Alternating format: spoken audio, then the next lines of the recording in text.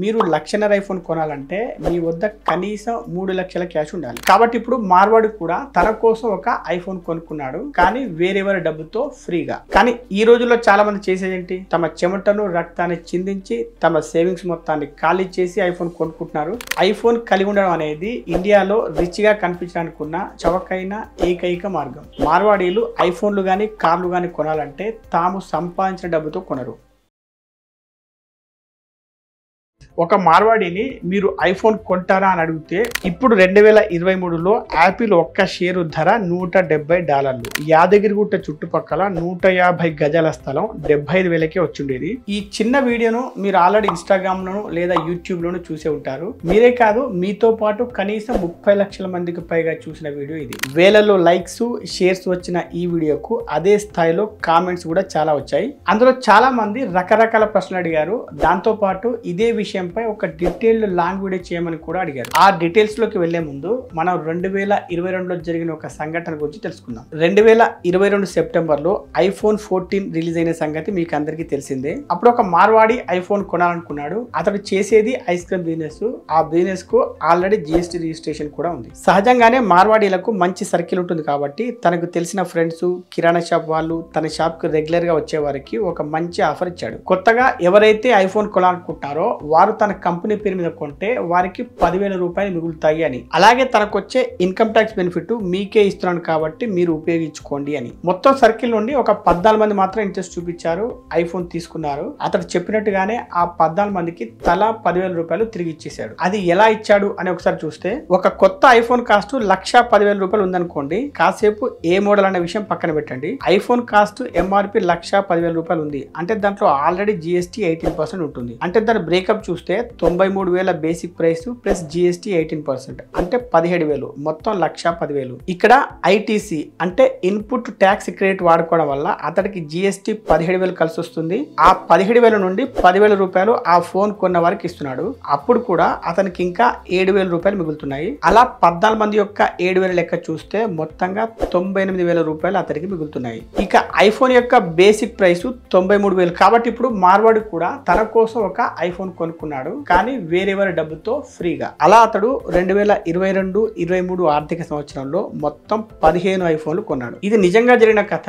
ఈ కథలో ఇంకొక ట్విస్ట్ కూడా ఉంది, అది వీడియో చివరిలో చెప్తాను. ఇప్పుడు మనం ఒక మార్వాడి ఐఫోన్ ఎందుకు కొన్నాడు, ఇప్పుడు చాలా మంది చేతుల్లో ఐఫోన్లు కనిపిస్తున్నాయి కదా, మరి వారెందుకు కొంటున్నారు అన్న విషయం కూడా చూద్దాం. నెంబర్ 1, మార్వాడీలు లయబిలిటీస్ లేదా డిప్రిషియేటింగ్ అసెట్స్ కొనరు. అంటే కార్లు, ఐఫోన్ లాంటివి అన్నమాట. ఎందుకంటే ఇవి కొనడానికి అయ్యే ఖర్చు లక్షల్లో ఉంటుంది, కానీ 4-5 సంవత్సరాల తర్వాత వాటి రేటు సగానికి సగం పడిపోతుంది. కాబట్టి దాని బదులు వారు కార్ల కంపెనీ షేర్లు గానీ, ఐఫోన్ కంపెనీ అంటే యాపిల్ షేర్స్ గానీ మార్కెట్ లో దొరికితే కొంటారు. ఎందుకంటే అవి మంచి రిటర్న్స్ ఇస్తాయి కాబట్టి. మార్వాడీల మైండ్ సెట్ ఎలా ఉంటుందంటే, ఎవరైనా ఒక ప్రోడక్ట్ ను ఇష్టంగా కొంటున్నారు లేదా ఇష్టంగా ఉపయోగిస్తున్నారు అనుకోండి, వీరు మొదటగా ఏం ఆలోచిస్తారంటే అసలు ఈ వస్తువు ఎక్కడ తయారవుతుంది, మనం ఏమైనా ఈ వస్తువుల్ని తయారు చేయగలుగుతామా, అలా అవకాశం లేకుంటే వాటిని ఏమైనా అమ్మగలిగే అవకాశం ఉందా, లేదు అంటే చివరికి అందులో మనమేమైనా పెట్టుబడి పెట్టగలమా అని ఆలోచిస్తారు. కానీ ఈ రోజుల్లో చాలా మంది చేసేదేంటి, తమ చెమటను రక్తాన్ని చిందించి తమ సేవింగ్స్ మొత్తాన్ని ఖాళీ చేసి ఐఫోన్ కొనుక్కుంటున్నారు.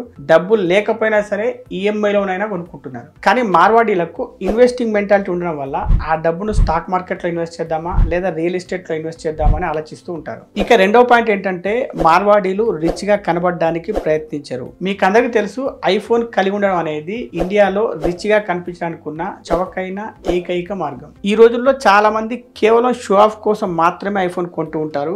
లగ్జరీ కార్లు, బంగారం నగలు కొని షో ఆఫ్ చేయాలంటే చాలా ఖర్చుతో కూడుకున్న పని. సహజంగానే మార్వాడీలు సింప్లిసిటీని ఇష్టపడతారు కాబట్టి వీటి జోలికి పోరు. వీరి బిజినెస్ స్కిల్స్ కాసేపు పక్కన పెట్టండి, వీరి సింపుల్ లైఫ్ స్టైల్ కనుక మీరు పాటించినట్లయితే అధిక సంపాదన లేకుండానే మీరు ధనవంతులు అవ్వచ్చు. ఈ సందర్భంలో ఈ మధ్య విన్న ఒక ఆడియో బుక్ గుర్తుకొస్తుంది. దాని పేరు అధిక సంపాదన లేకుండానే మీరు ధనవంతులు అవ్వండి. ఇందులో ఫిక్షన్ రూపంలో విషయాలను చెప్పే తీరు మిమ్మల్ని చివరి దాకా కట్టిపడిస్తుంది. ఈ ఆడియో బుక్ ను మీరు కూడా వినవచ్చు కుక్కు FM యాప్ లో. ఇది మాత్రమే కాకుండా డబ్బుకు సంబంధించిన ఎన్నో పుస్తకాలు, మీకు నచ్చిన ఎన్నో ఆడియో బుక్స్ కుక్కు FM లో తెలుగులోనే వినవచ్చు. మీకు ఏ పుస్తకం కావాలో దాని కేటగిరీని బట్టి యాప్ లోనే కనిపెట్టవచ్చు. మీరు పుస్తకాన్ని వింటున్నప్పుడు మీ సౌకర్యానికి తగ్గట్టుగా ఆడియో స్పీడ్ మార్చుకోవచ్చు, ఎపిసోడ్స్ వద్ద నోట్స్ రాసుకోవచ్చు. క్రింద డిస్క్రిప్షన్ లో ఇచ్చిన లింక్ ను క్లిక్ చేసి మీరు కుక్కు FM యాప్ ను వెంటనే డౌన్లోడ్ చేసుకోండి. అందులో మన ఛానల్ కూపన్ కోడ్ ASSESS200 అని ఎంటర్ చేస్తే మంత్లీ సబ్స్క్రిప్షన్ మరియు యాన్యువల్ సబ్స్క్రిప్షన్ పై 50% డిస్కౌంట్ లభిస్తుంది. మరి ఇంకెందుకు ఆలస్యం, మీరు కూడా కుక్కు FM తో మీ జర్నీని ప్రారంభించండి. నెలకు కేవలం 49 రూపాయలతోనే మీ మనసుకు నచ్చింది వింటూ ఉండండి. ఇప్పటిదాకా మనం మార్వాడీలు ఐఫోన్ ఎందుకు కొనాలో చూసాం కదా, ఇప్పుడు అసలు ఎందుకు కొంటారో చూద్దాం. ఒకటి, బిజినెస్ పర్చేస్. మనం ఇంతకుముందు ఒక వీడియోలో GST గురించి చెప్పుకున్నాం కదా, అందులో మనం ITC గురించి చెప్పుకున్నాం, అంటే ఇన్పుట్ ట్యాక్స్ క్రెడిట్. సింపుల్ గా చెప్పాలంటే మీరు మీ బిజినెస్ లో ఏదైనా వస్తువుని అమ్మినప్పుడు కస్టమర్లు మీకు GST పే చేస్తారు. అది మీరు తిరిగి గవర్నమెంట్ కు పే చేయాల్సి ఉంటుంది. కానీ అదే సమయంలో మీరు మీ బిజినెస్ పర్పస్ కోసం కూడా కొన్ని వస్తువులు కొంటారు కదా, వాటికి మీరు GST కడతారు కదా. అప్పుడు మీరు ఏం చేస్తారంటే మీకు వచ్చిన GST మైనస్ మీరు కట్టే GST ఈజ్ ఈక్వల్ టు ఎంతైతే వస్తుందో అంత మాత్రం మీరు గవర్నమెంట్ కు కడతారు. ఏ బిజినెస్ లోనైనా వచ్చే GST కంటే పోయే GST తక్కువ ఉంటుంది కాబట్టి మీరు కొన్న వస్తువులపై GST కట్టాల్సిన అవసరం రాదు. అందుకే మనం వీడియో మొదట్లో చెప్పుకున్నట్టుగా ఐఫోన్ కొన్నప్పుడు కట్టే 18% GST అనేది ITC రూపంలో అతడికి తిరిగి వచ్చింది. అందులో నుండి 10,000 వేరే వారికి ఇచ్చి మిగతా 7,000 తనే ఉంచుకున్నాడు అనమాట. అయితే చాలా మంది ఐఫోన్ ను బిజినెస్ పర్పస్ కోసం తీసుకున్నా కూడా చాలా వరకు పర్సనల్ యూజ్ కే వాడుతుంటారు. అలా అని ఇంక ఇప్పుడు అవకాశం ఉంది కదా అని చెప్పి 10 ఐఫోన్లు 20 ఐఫోన్లు 50 ఐఫోన్లు కొనుక్కోవచ్చా అనేది మీకు వచ్చే నెక్స్ట్ క్వశ్చన్. కొన్ని కంపెనీల్లో పెద్ద పెద్ద పొజిషన్ లో ఉన్న ఎంప్లాయీస్ కోసం 1-2 ఐఫోన్లు కొంటూ ఉంటారు. కానీ ఇంతకుముందు మనం చెప్పుకునే వ్యక్తి 15 ఐఫోన్లు కొన్నాడు కదా, అదేంటి మరి అని మీరు అడగొచ్చు. అక్కడ జరిగింది ఏంటంటే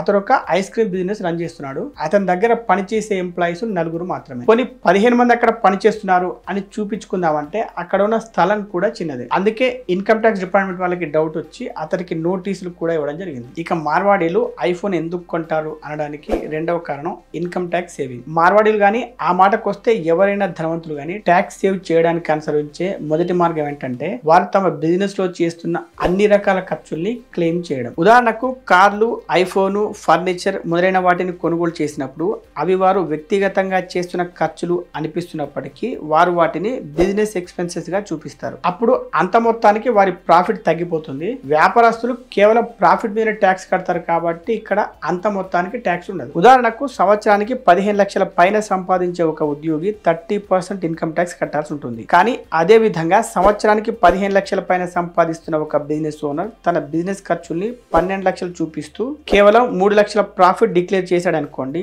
అతని ఇన్కమ్ ట్యాక్స్ 0 అయిపోతుంది. అందుకే ధనవంతులు ఐఫోన్లు గానీ, కార్లు గానీ, ఫర్నిచర్ గానీ కంపెనీ పేరు మీదనే కొంటారు. ఇక మార్వాడీలు ఐఫోన్ ఎందుకు కొంటారు అనడానికి మూడవ కారణం అఫోర్డబిలిటీ. మనం ఇంతకుముందు ఒక వీడియోలో అఫోర్డబిలిటీ గురించి వివరంగా తెలుసుకున్నాం. అదేంటి అంటే మీరు 1,50,000 ఐఫోన్ కొనాలంటే మీ వద్ద కనీసం 3 లక్షల క్యాష్ ఉండాలి. 80,000 ఐఫోన్ కొనాలంటే మీ దగ్గర కనీసం 1,60,000 క్యాష్ ఉండాలి. మార్వాడీలు ఐఫోన్లు గానీ, కార్లు గానీ కొనాలంటే తాము సంపాదించిన డబ్బుతో కొనరు, తాము సంపాదించిన ఆస్తుల ద్వారా వచ్చిన డబ్బుతో కొంటారు. అంటే ఒక ఇల్లు కొన్నారు, దాని ద్వారా రెంట్ వస్తుంది, ఆ రెంట్ డబ్బులతో కొంటారు. లేదా వారికి తాము ఇదివరకే కొన్న షేర్లపై డివిడెండ్ వచ్చి ఉంటుంది, ఆ డబ్బులతో కూడా ఇలాంటి లయబిలిటీస్ కొంటూ ఉంటారు. మొత్తానికి మీకు ఈ టాపిక్ క్లియర్ గా అర్థమైంది అనుకుంటాను.